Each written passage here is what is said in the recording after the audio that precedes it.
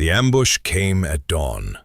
We marched into the valley exactly as planned, exactly as the enemy knew we would. 30 warriors, my brothers, walking straight into a killing ground because someone had sold our war plans to the Saxons. And when the arrows started falling like rain, when the screams filled the morning air, when the blood soaked into the frost-covered ground, everyone assumed I was the traitor. Because I was the one who'd planned the route. I was the one who knew every detail. I was the one who survived when so many didn't. But I wasn't the spy. The real traitor was someone nobody would suspect. Someone protected by love and status. Someone carrying a secret that would destroy everything. If you believe the most dangerous betrayals come from those closest to power, hit that subscribe button now. This story exposes a conspiracy that reaches the Jarl's own bed. My name is Leif. I serve Jarl Ragnvald as his war strategist. For 8 years I've planned raids, mapped routes, calculated risks. My plans had brought victory after victory, wealth, glory, minimal casualties. The Jarl trusted me completely. Warriors followed my strategies without question. I had honor, reputation, everything a Viking strategist could want. Until yesterday. Until 30 warriors died because someone gave the Saxons our exact battle plan, our route, our timing, our weaknesses, everything. It started 2 weeks ago. Jarl Ragnvald called a war council. We'd been raiding Saxon territories for months, successful raids, good plunder.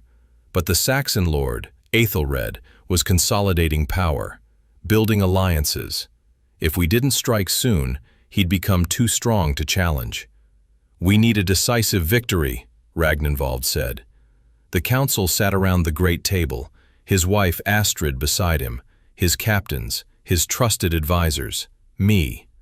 Something that breaks Aethelred's power, sends a message to other Saxon lords that we control these lands. I spread the map across the table. There's a valley, 3 days north. Aethelred uses it as a supply route, narrow, defensible from the high ground. If we take 30 warriors, move fast and quiet, we can set up an ambush, hit his supply wagons, take the goods, retreat before he can respond. 30 warriors seems light, Captain Bjorn said. What if he has more guards than expected? The valley's narrow. Numbers don't matter as much as position. We'll have archers on the ridges, shield wall at the valley mouth. They'll be trapped.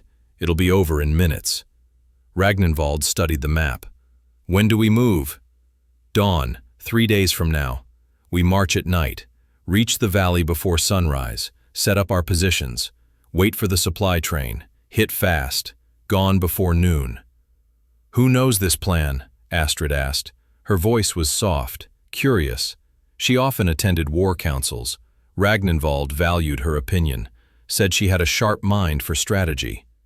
Just this council, and it stays that way. Operational security is critical. If word reaches Aethelred, ambush fails. Everyone agreed. The plan was set. We'd leave in 3 days. 30 warriors, simple ambush, in and out. Easy victory. I should have noticed Aethelred's interest. Should have seen how carefully she studied the map, how many questions she asked about timing and routes. But I didn't. She was the Jarl's wife, above suspicion. Why would I doubt her? 3 days later, we marched. 30 warriors, moving through the night, reaching the valley just before dawn. Everything exactly as planned. We set up positions, archers on the ridges, shield wall at the valley mouth.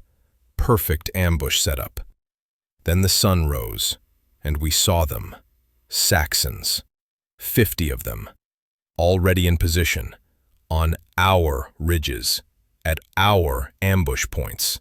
Waiting for us. And leading them was Aethelred himself. Standing exactly where I'd planned to put our archers. Looking down at us with a smile. "Vikings!" His voice echoed across the valley. "Welcome to your graves! Did you think I wouldn't know you were coming? Did you think I wouldn't know every detail of your clever little plan? Captain Bjorn looked at me with horror. How? How does he know? Someone talked, I said. My blood was ice. Someone sold us out. Attack! Aethelred screamed. Arrows fell. Not from our positions, from theirs. 50 Saxon warriors charging down slopes we should have controlled. We were trapped, surrounded. Every advantage turned against us.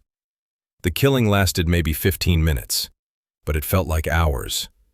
Warriors I'd known for years went down. Thorvald took an arrow through the eye. Gunnar was surrounded and hacked apart. Young Sven died screaming with a spear through his gut. Bjorn fought like a demon, but even he couldn't hold them all back. I fought too. Killed 3 Saxons, took wounds across my arms and back. But I was a strategist, not a champion warrior. I survived more through luck than skill. When the dust settled, 20 warriors were dead. 10 more were wounded. Only 5 of us were combat ready. We retreated, limping, bleeding, carrying our dying. The Saxons didn't pursue. They didn't need to. They'd won. Destroyed a Viking raiding party with minimal losses. Sent a message that they knew our plans, that we weren't safe, that someone among us was talking. Comment below if you've ever been betrayed by someone you trusted completely. Let me know you're still with me. We reached the settlement at dusk. The families were waiting. They'd expected victory, expected celebration. Instead, we brought death. Carried the bodies of fathers and sons and brothers. The screaming started immediately. Wives, mothers, children, accusing us, demanding to know what went wrong. Ragnvald met us in the great hall. His face was stone, cold, furious. What happened? They knew, I said. My voice was hollow. They knew everything. Our route, our timing, our positions. They were waiting for us. It was a massacre. How could they know? That plan was secret. Only the War Council knew the details. Someone talked. Someone at that table gave Aethelred our battle plan. Ragnvald's eyes locked on me. You planned it. You knew every detail. You survived when 30 warriors died. That's very convenient, Leif.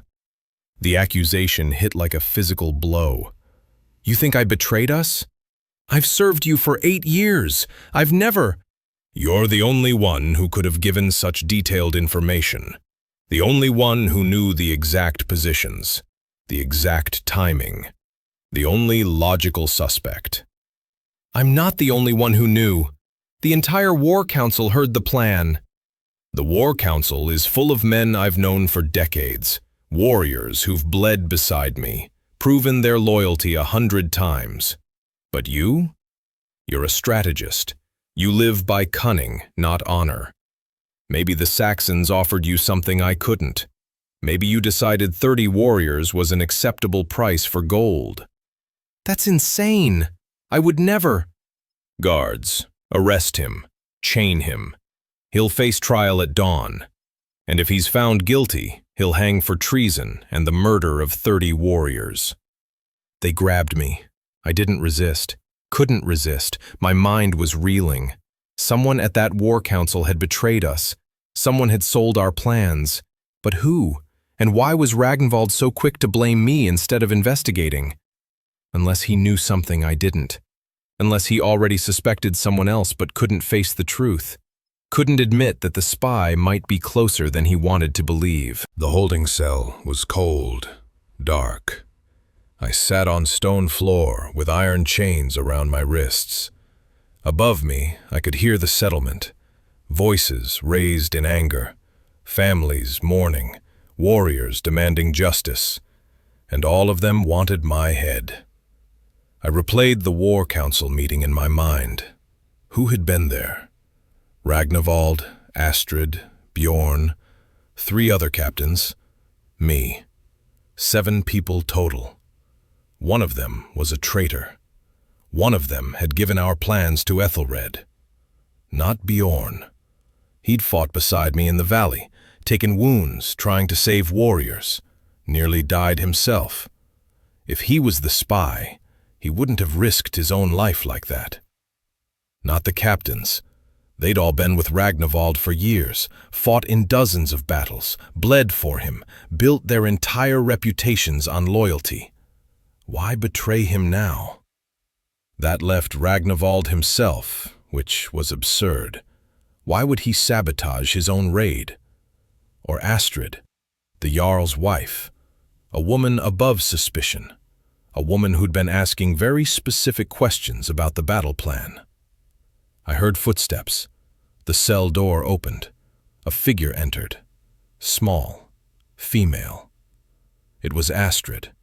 She carried a bowl of stew and a water skin. Her face showed concern, sympathy. "I brought you food," she said quietly. "The guards don't care if you starve, but I thought you deserve to eat before the trial." "Why?" I asked. My voice was bitter.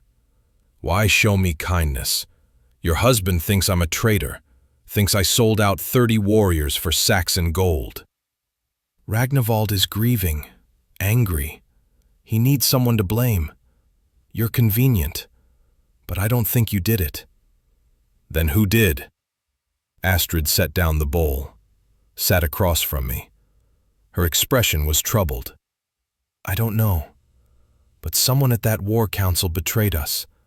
Someone gave Aethelred detailed information, information only we possessed." "You were at the meeting. You heard the plan. You asked a lot of questions about the details."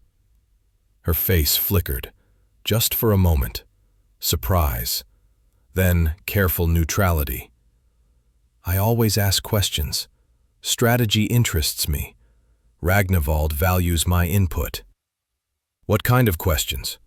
Why did you need to know the exact timing, the exact route? Those weren't strategic questions. Those were intelligence-gathering questions." "Are you accusing me?" Her voice hardened. "The Jarl's wife? You think I'm a spy?" "I think someone sold us out, and you're the only person at that meeting who had nothing to lose. The captains would lose their honor. Ragnvald would lose his power. I would lose my reputation.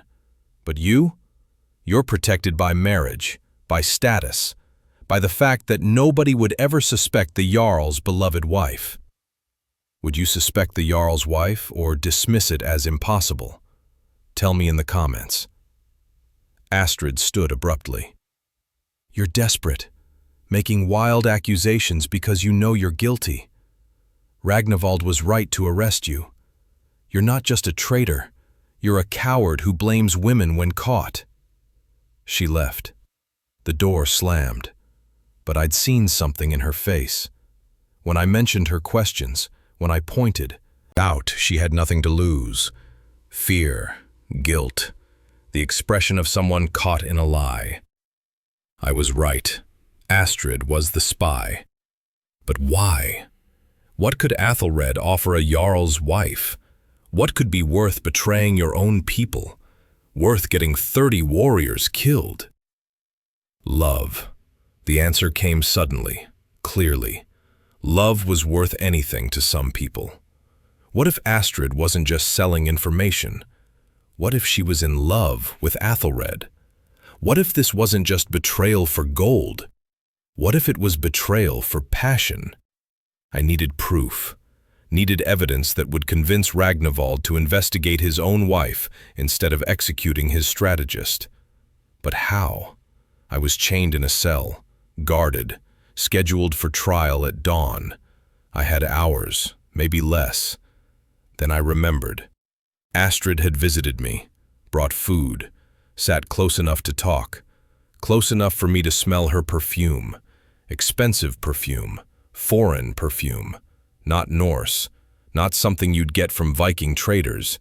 Saxon perfume, the kind worn by noble Saxon ladies, the kind Aethelred might give as a gift to someone special. If Astrid was meeting with Aethelred, there would be evidence, letters, gifts, something physical that proved the connection. But where? In the Jarl's hall? That would be too risky. Ragnvald might find it. No. She'd hide it somewhere private, somewhere only she accessed. The weaving room, the place where Norse women did their crafts, where men rarely entered, where Aethelred spent hours alone working her loom. I needed to escape, search that room, find proof before dawn, before the trial that would end with my execution. The guard outside my cell was young, inexperienced. He checked on me once per hour. Predictable. I counted the time, waited for his next visit. When he opened the door to check my chains, I was ready. I grabbed his ankle, pulled hard. He fell. His head hit stone with a crack. He didn't get up. I took his keys, unlocked my chains, stripped his cloak and cap. In the darkness, from a distance, I might pass for him. The settlement was quiet. Most people were sleeping, mourning. I moved through shadows, avoided the main paths, reached the women's building where the weaving room was kept. The door was unlocked. Inside, looms stood like skeletal giants in the darkness. I searched systematically, behind the looms, under the tables, in the storage chests. Then I found it. A small wooden box, hidden beneath wool scraps. Inside were letters, dozens of them, all in Aethelred's hand, all addressed to my beloved Aethelred. I read them by moonlight, each one more damning than the last. Declarations of love, promises of a future together, plans to eliminate Ragnvald, to take over Norse territories, to install Aethelred as a puppet ruler while Aethelred controlled everything behind the scenes. And at the bottom of the box, a second set of letters, Aethred's replies, equally passionate, equally treasonous, including detailed battle plans, troop movements, weaknesses in Norse defenses, everything a spy would send to an enemy commander. The final letter was dated 3 days ago, the day after the War Council. It described our ambush plan in perfect detail. Route, timing, positions, everything I'd shared with the council. Everything Aethelred had used to slaughter 30 warriors. And at the end, soon, my love, soon Ragnvald will be dead and we'll be together. I carry your child, our future, our legacy.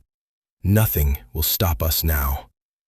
She was pregnant with Aethelred's child, the ultimate betrayal. Not just selling war plans, but carrying the enemy's baby while married to a Norse Jarl. I took the letters, every single one.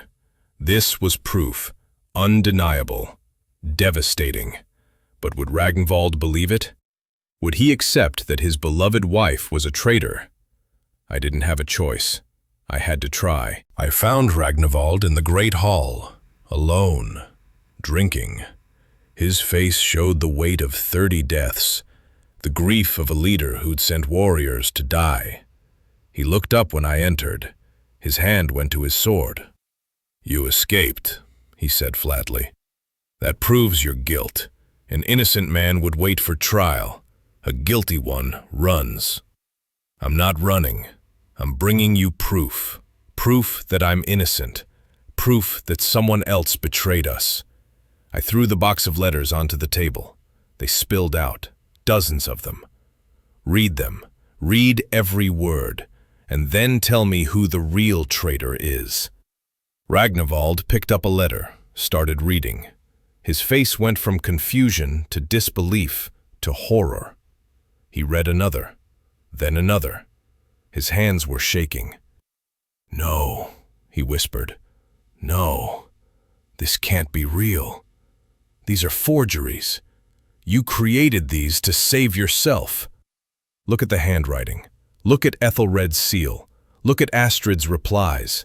Those are her words, her hand, her signature. This isn't forgery. This is evidence. She wouldn't. Aethelred loves me. We've been married for 5 years. She's been loyal, faithful. This is impossible. Read the last letter, the one dated 3 days ago, after our war council. After I shared the battle plan with 7 people including your wife. Read what she wrote to Aethelred." Ragnvald's face went gray as he read. His lips moved silently. When he reached the end, the part about the pregnancy, he dropped the letter like it burned him. "She's carrying his child? She's pregnant with Aethelred's bastard?" "Yes, and she's been feeding him intelligence for months, maybe years. Every raid we planned, every weakness we showed, she gave it all to him. The ambush wasn't just about killing our warriors, it was about proving his control. Proving he knows everything we do before we do it." "Why? Why would she betray me? I gave her everything. Status, wealth, honor. I loved her. I trusted her completely." "Love," I said simply. "She loves him, not you. Probably never loved you. You were just a position, a way to access power and information. But Aethelred? He's her true passion, her future, her choice. Would you believe love letters or think they're faked? Comment what evidence you'd need." Ragnvald stood up. His face was transforming, grief turning to rage, betrayal turning to fury. "Where is she? Where is my lying, treacherous wife?" "Probably in your chambers, sleeping, dreaming of the day Aethelred kills you and she becomes his puppet queen." We walked to the Jarl's private quarters. Guards started to stop us, but Ragnvald waved them away. "Nobody interferes. Nobody speaks of what happens next. That's an order." He kicked open the door. Astrid was indeed sleeping. Peaceful, beautiful, innocent-looking. Right up until Ragnvald grabbed her and dragged her from the bed. She screamed, tried to fight, saw me standing there with the box of letters and went pale. "No," she breathed. "You weren't supposed to find those.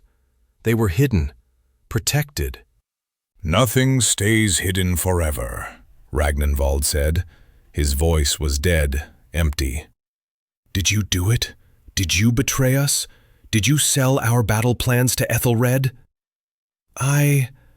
Astrid looked between us, calculating, deciding whether to lie or confess. "Yes, I did it. I gave him the plans. I told him everything." "Why? Why betray your own people? Why get 30 warriors killed?" "Because they're not my people." Astrid's voice rose, sharp, defiant. "I never wanted to be here. You took me in a raid 5 years ago, captured me, forced me to marry you, called it honor when it was just slavery with better clothes. I was Saxon before you made me Norse, and I never stopped being Saxon in my heart." "You were treated well, given respect, freedom. You never let me go home. You paraded me as a prize, a tamed enemy, proof of your power. But I never forgot where I came from, who I really loved. Aethelred and I grew up together. We were promised to each other before you raided my village, before you stole me and called it marriage." "So you've been spying for him this whole time? 5 years of lies, 5 years of pretending." "Not at first. At first I tried to accept my fate, tried to be a good Norse wife. But then he found me, sent messengers, reminded me of what we had, what we could still have. And I realized I could help him, could give him information, could be useful instead of just decorative." "You got 30 men killed." "I got 30 enemies killed, Vikings who raid and murder and steal. Why should I mourn them? They're not my people. They never were." Ragnvald's hand went to his sword. For a moment, I thought he'd kill her right there. But he stopped, lowered his hand. "You're pregnant, with his child." "Yes, his child, not yours. I made sure of that. Made sure you never..." made sure the baby would be Aethelred's, pure Saxon blood, not tainted by Norse savagery. How long have you been carrying it? 3 months. Soon it will show. Soon everyone would have known. But by then, I planned to be gone. Aethelred promised to rescue me, to fake my death and take me home. We were going to rule together, him as lord, me as his lady, our child as heir to both Saxon and Norse territories. You plan to fake your death? To abandon everything? To escape, to go home, to be with the man I actually love instead of the barbarian who stole me. Astrid's face was fierce, unrepentant. And I'd do it again, every bit of it, every plan I sold, every warrior who died. They deserved it. You all deserve it. Ragnvald staggered back, sat down hard. The man looked broken, destroyed not by battle, but by betrayal, by the realization that 5 years of marriage had been a lie, that the woman he loved had been playing him from the start. "What do we do?" he asked me. His voice was hollow. "What's the punishment for this?" "Thing assembly, public trial. Let the warriors decide. They lost brothers. They deserve to hear the truth, to judge her themselves." "And if they choose death?" "Then she dies, and the baby dies with her. That's Viking justice." Astrid's face went white. "The baby is innocent. Whatever you think of me, the child has done nothing wrong." "The child is the enemy's heir," Ragnvald said coldly. "The physical proof of your betrayal. You really think we'd let it live? Let Aethelred's bastard grow up among us?" "You can't. Please. I'll confess everything. I'll take any punishment, but spare the baby. Send me back to Aethelred. Let him raise the child. Just don't kill an innocent life." "You didn't spare 30 innocent lives. Why should we spare yours?" The trial would be tomorrow, public, brutal, and I suspected I already knew how it would end. The Thing assembly gathered at dawn. Every warrior in the settlement, every family who'd lost someone in the ambush. 300 people standing in the judgment circle, demanding answers, demanding blood. Ragnvald stood on the platform, Astrid beside him in chains. I stood nearby, no longer a prisoner, no longer accused. Now I was a witness, the man who'd exposed the real traitor. "This assembly is called to judge a crime," Ragnvald announced. His voice was steady, but I could hear the pain beneath. 30 warriors died 3 days ago. We believed they died because of failed planning, because someone made a mistake. We were wrong. They died because someone deliberately gave our battle plans to the enemy. Someone sold us out. Someone committed treason. The crowd murmured, angry, confused. They'd thought I was the traitor. My trial was supposed to be today. Why was Astrid in chains? "Leif, son of Borg," Ragnvald continued, "was accused of betrayal, accused of selling war plans to the Saxons. But he was innocent. The real spy stood closer than any of us imagined. Someone we all trusted. Someone above suspicion." He paused, let the tension build. "My wife, Astrid. She is the traitor." The assembly erupted. Shouts of disbelief, accusations of lies. How could the Jarl's wife be a spy? It was impossible, insane. "Show them the proof," Ragnvald said to me. His voice was dead, empty. I held up the letters. "These are correspondence between Astrid and Saxon Lord Aethelred. Love letters, intelligence reports, battle plans, everything dating back 2 years. Astrid has been feeding information to our enemy, getting our warriors killed, all for love of a Saxon lord. "Lies!" someone shouted from the crowd. "The strategist is lying to save himself." "Then let Astrid deny it," I said. "Let her claim these letters are false. Let her explain why they're in her handwriting, why they carry her personal seal. Let her explain how Aethelred knew our exact battle plan, our exact route, our exact timing." All eyes turned to Astrid. She stood silent, face pale. Then, slowly, she lifted her chin, defiant. "I did it," she said. Her voice carried across the assembly. "Every word in those letters is true. I gave Aethelred our battle plans. I've been spying for 2 years, and I'd do it again." The crowd went silent. Shocked silence, the kind that comes before explosion. "Why?" A woman's voice, one of the widows. "My husband died in that ambush. Why would you kill him? What did he ever do to you?" "He was Viking," Astrid said simply. "He raided Saxon lands, killed Saxon people, stole Saxon wealth. Why should I protect him? Why should I protect any of you? You took me prisoner 5 years ago, forced me to marry your Jarl, called it honor when it was slavery. I never forgot who I really was, who I really loved, and I never stopped being Saxon. Would you show mercy to someone who regrets nothing, or demand justice? Tell me in the comments." "You lived among us," Another warrior called out. "We treated you with respect, gave you freedom. You could have been happy." "Happy as your captive? Happy pretending to love a man I hate? Happy betraying everything I believe in?" Astrid laughed, bitter, hard. "I was never happy here. I was surviving, waiting, planning.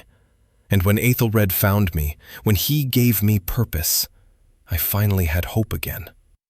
"So you got our warriors killed for hope?" Ragnvald's voice shook. 30 men, 30 fathers and sons and brothers, dead because you wanted to go home? Dead because they were the enemy. Your people raid, you kill, you steal. But when someone fights back, when someone uses your own tactics against you, suddenly it's betrayal? It's treason? You're hypocrites, all of you. We fight honorably, face to face, shield to shield. We don't hide behind lies and manipulation. We don't pretend love while planning murder. You fight how it suits you. I fought how it suited me. We're not so different." "We're nothing alike," Ragnvald roared. "I loved you. I trusted you. I gave you everything. And you... He couldn't finish. The words choked in his throat. "You gave me a cage with golden bars," Astrid said quietly. "It was still a cage, and I wanted out. Aethelred offered me freedom, love, a future. Of course I chose him over you." "And the child? You're carrying his child. Were you ever going to tell me? Or just let me raise an enemy's bastard as my own?" Astrid's hand moved to her stomach, protective. "The child is innocent. Whatever you think of me, the baby hasn't done anything wrong. I'm asking for mercy, not for me, for the life I'm carrying." "You showed no mercy to the widows standing here, to the children who lost fathers. Why should we show mercy to you?" "Because you're supposed to be better than me, better than Saxons. You claim honor. Prove it. Spare an innocent life." The assembly was divided. I could see it in their faces. Some wanted her dead immediately, revenge for the 30 warriors. Others hesitated. The idea of killing a pregnant woman, even a traitor, didn't sit well with Viking honor. "There's another option," I said. "Send her back to Aethelred, alive. Let him know his spy was caught, his plans exposed, his lover returning in shame. That's punishment too, not death, but humiliation. "And let her live?" a widow screamed. "Let her raise that child? Let her be happy with the man she chose over our husbands?" "Let her live in fear," I corrected. "Aethelred knows she was caught, knows she failed. Will he still want her? Or will he see her as a liability, a failed spy, someone who couldn't keep her secrets, someone who might betray him too?" Ragnvald looked at Astrid, really looked at her. "Do you think Aethelred will still want you, now that you're exposed, now that everyone knows what you did?" Fear flickered in Astrid's eyes. "He loves me. He'll understand. He'll see you as a failure, as someone who couldn't keep her mouth shut, as someone who got caught. Men like Aethelred don't love failures. They discard them." No, he's not like that. He promised you'd rule together. But that required secrecy, required your position as Jarl's wife. Now you have nothing. No position, no secrets, no value.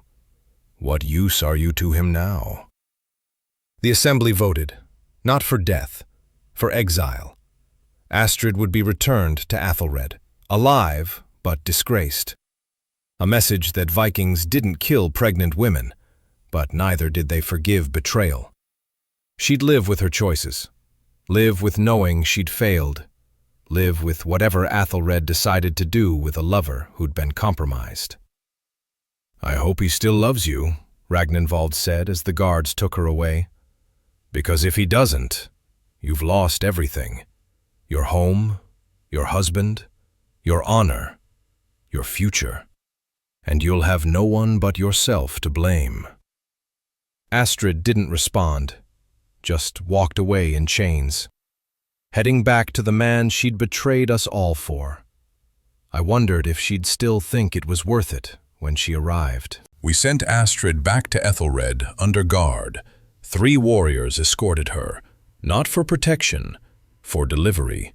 They carried a message along with her, a simple message carved into a wooden tablet. "Your spy failed.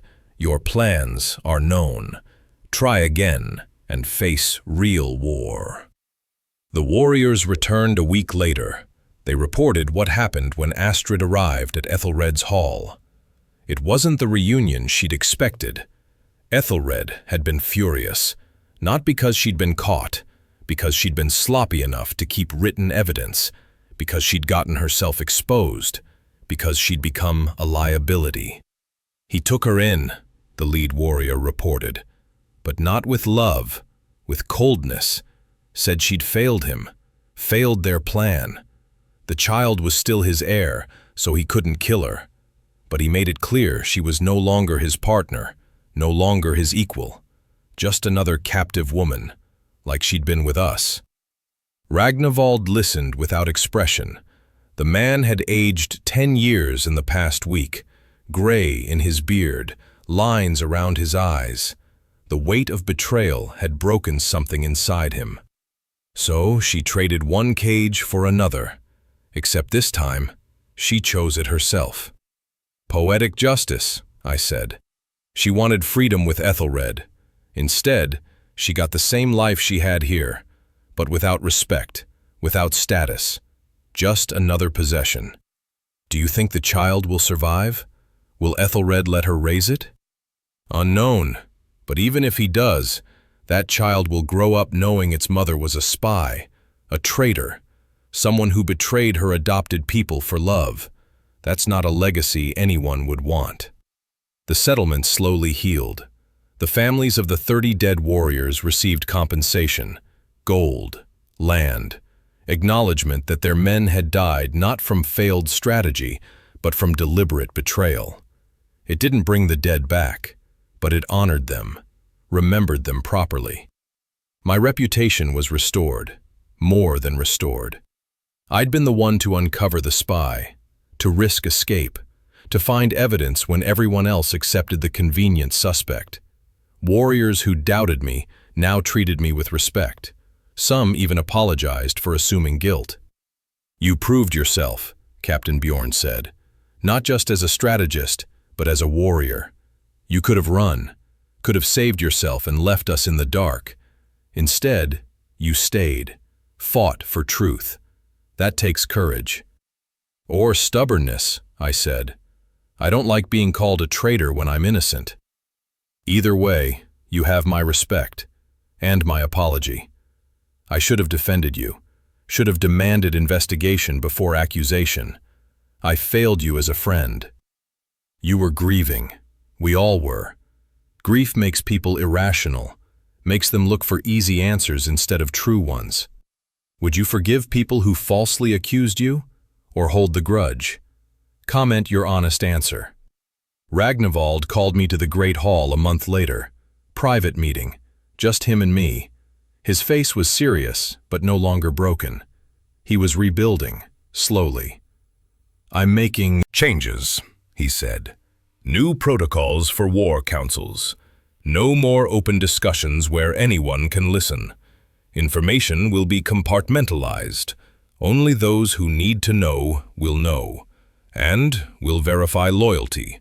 Actually investigate backgrounds instead of assuming marriage equals trust. Good changes, necessary changes. I also want to expand your role. Not just strategist, advisor. Someone who can investigate threats, internal and external. Someone who thinks like a spy, because we clearly need that perspective." "You want me to be your spy master?" "I want you to protect us from another Aethelred, another betrayal from within. Can you do that?"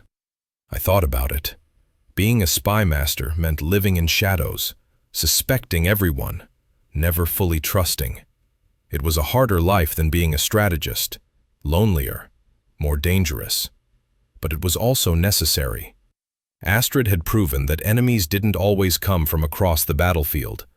Sometimes they sat at your table, slept in your hall, whispered in your ear while planning your destruction. "I'll do it," I said, "but on one condition. If I tell you someone is suspicious, you investigate.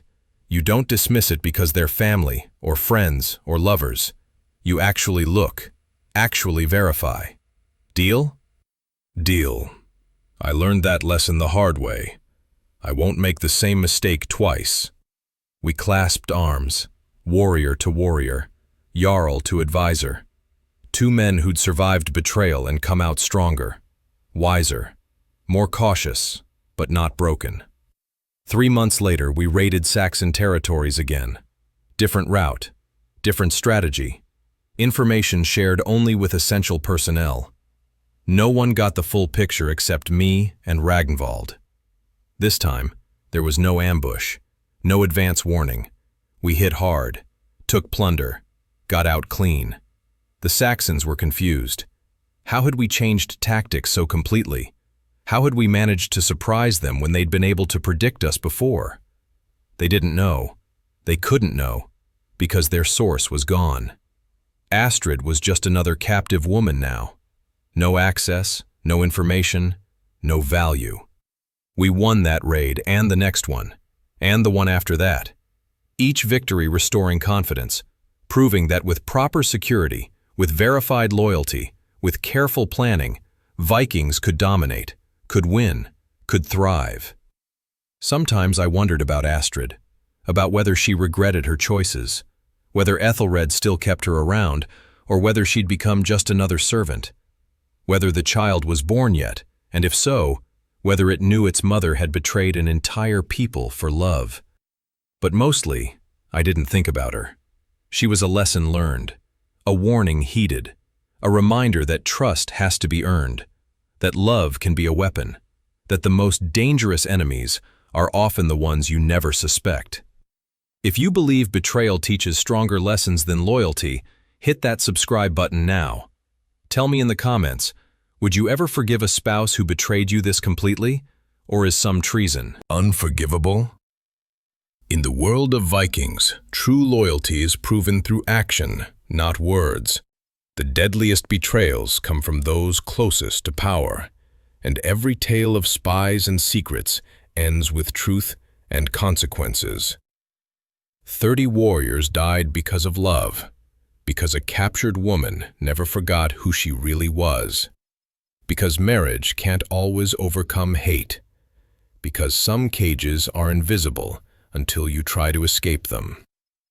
Aethelred chose love over loyalty, passion over duty, freedom over honor, and she lost everything in the process, got exactly what she wanted, a life with Aethelred, and discovered it wasn't the paradise she'd imagined.